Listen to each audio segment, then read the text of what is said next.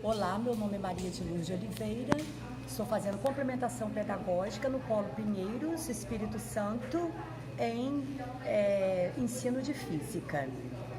O objetivo deste áudio é abordarmos as 3 leis de Newton.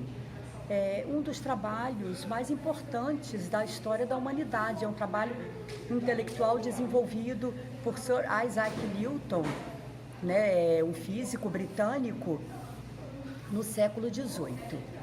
Newton aborda, através, obviamente, de longas observações, isso não é feito de uma hora para o dia, ele observa principalmente os movimentos, como os movimentos acontecem. Óbvio que Newton abordou vários assuntos, como a natureza corpuscular da luz.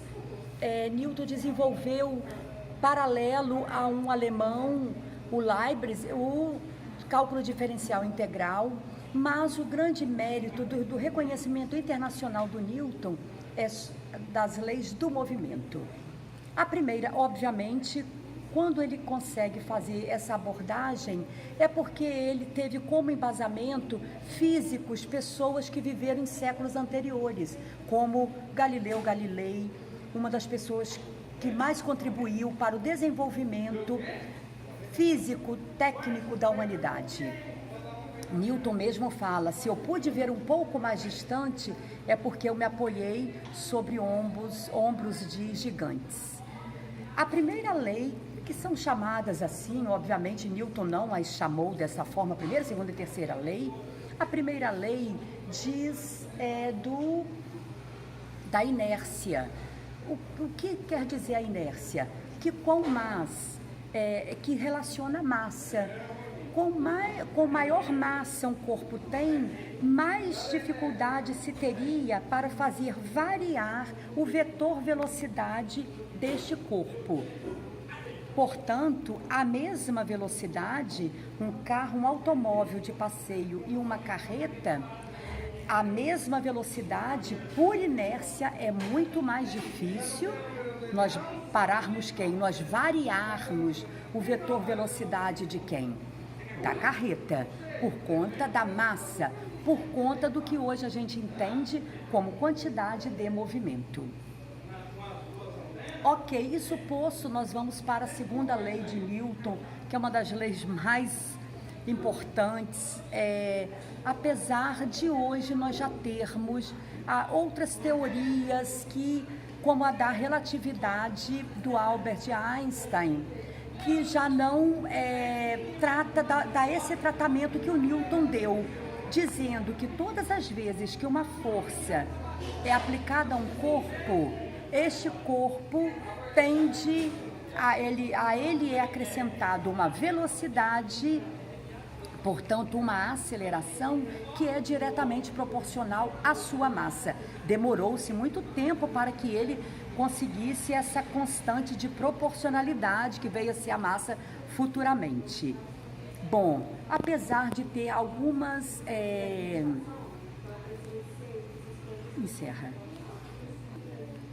Apesar de alguns conceitos hoje não serem mais aceitos, porque estamos já na teoria das cordas, no campo de Huygens, mas ainda os foguetes, por exemplo, da ISS, a Estação Orbital Internacional, ainda os equipamentos são lançados para ela, lá do Cazaquistão, de Baikonur, ainda embasados nessa segunda lei de Newton, que é a lei que aborda força igual a massa vezes aceleração.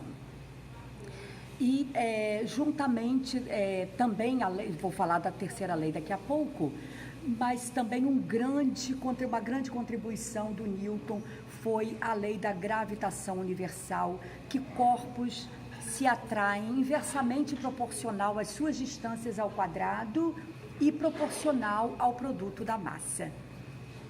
Apesar do campo gravitacional hoje está sendo questionado pela teoria da relatividade, ainda esses foguetes satélites, os aparelhos de GPS, todos funcionam ainda baseados nessa lei da gravitação universal. Portanto, se um corpo está parado, E nós, esse corpo em repouso, e nós acrescentamos uma velocidade, uma força a ele. Duas coisas podem acontecer. Eu posso deformar esse corpo, mas eu também posso, além dessa deformação, eu posso variar o seu vetor velocidade. Se esse solo fosse perfeitamente liso, por inércia, uma vez que eu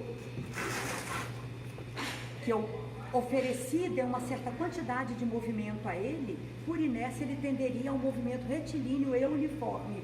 Ele apenas parou, ou seja, o vetor velocidade foi reduzindo de módulo por conta do atrito entre a superfície e o objeto. Na terceira lei de Newton, que assim chamada, né, reafirmo que ele não deu esses nomes, ele diz do princípio da ação e da reação. O que quer dizer isso? Que todas as vezes que nós damos ao sistema uma certa energia, por exemplo, através de uma força, se eu não vou aqui, senão eu vou quebrar o vidro, mas a mesma força com a qual eu atinjo essa superfície atinge a minha mão. Então, baseado isso, obviamente que de imediato não se tem aplicações práticas, físicas, científicas, mas com o passar do tempo, sim. Hoje, a propulsão dos foguetes, observado já lá no final do século XIX, porque os motores estavam em fase de franca atividade, aí sim, esse princípio da ação e reação foi muito bem aplicado.